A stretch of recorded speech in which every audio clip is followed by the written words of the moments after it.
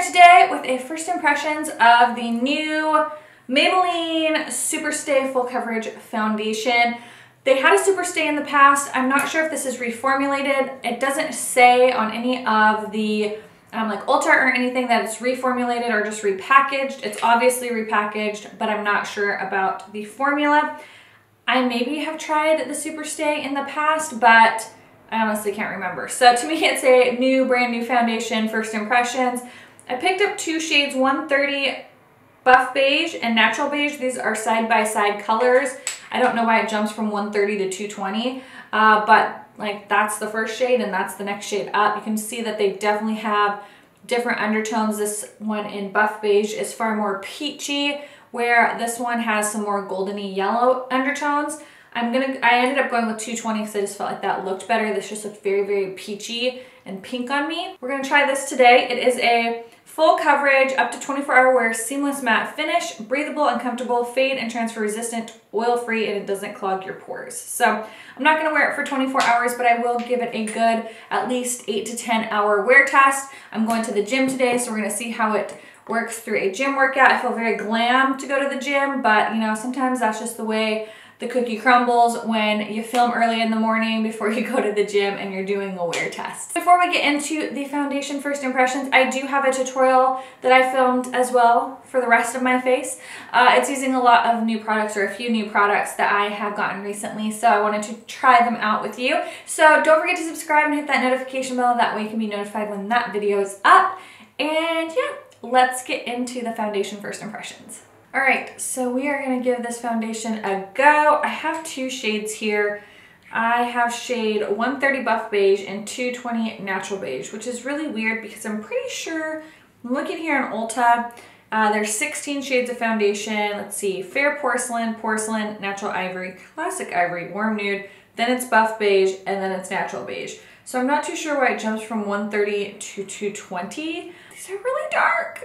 I had no clue what shade I was gonna be, and I just kind of guessed. I actually ordered mine on Amazon because it was about $3 cheaper. It's an expensive foundation at the $11.99 price point.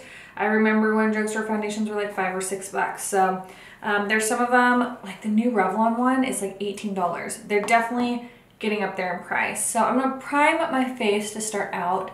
This is the Makeup Forever primer, the Radiant primer.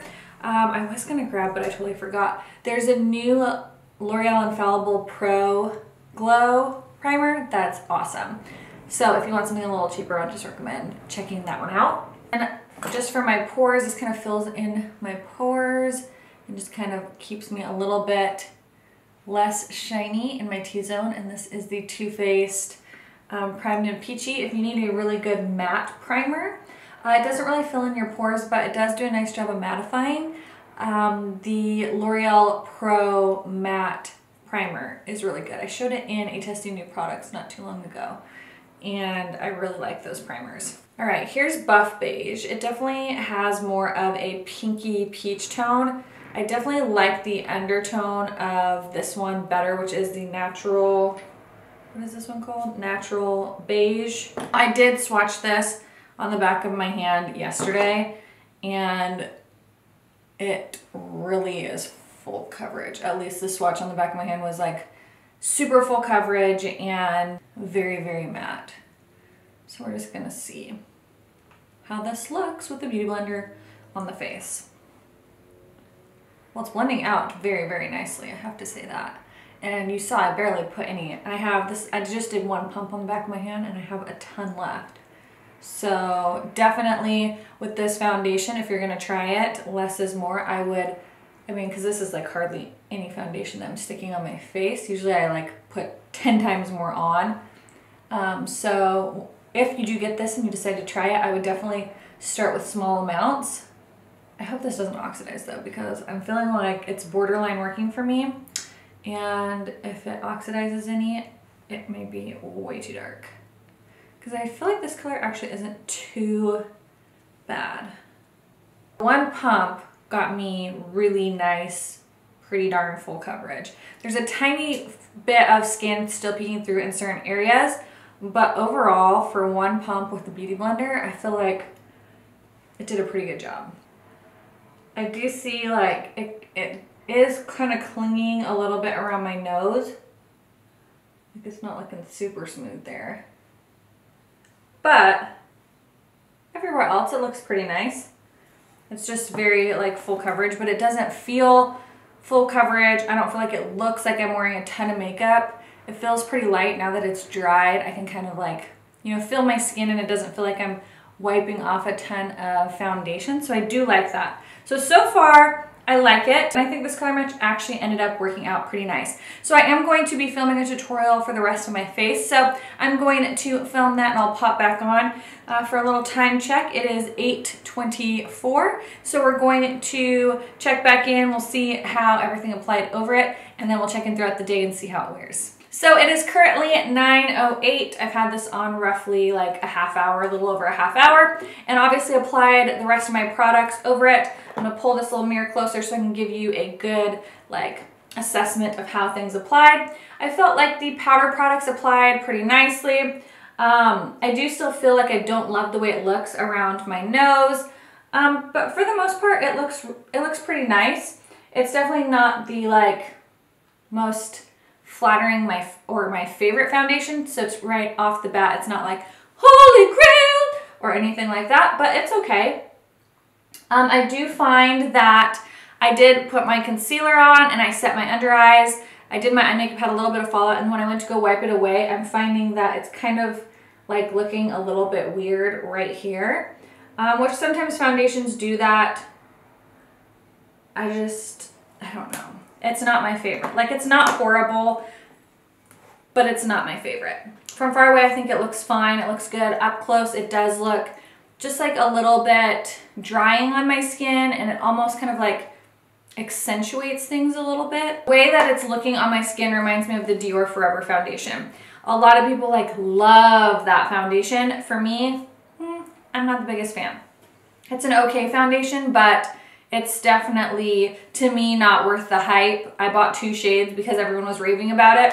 And I kind of feel like this is how I feel about that foundation, like how it looks on my skin. Like, my skin's definitely looked better, but it doesn't look horrible. So yeah, that's how I feel about it within, you know, a half hour, 45 minutes into it. But I feel like the coverage is nice. I actually really like the color match.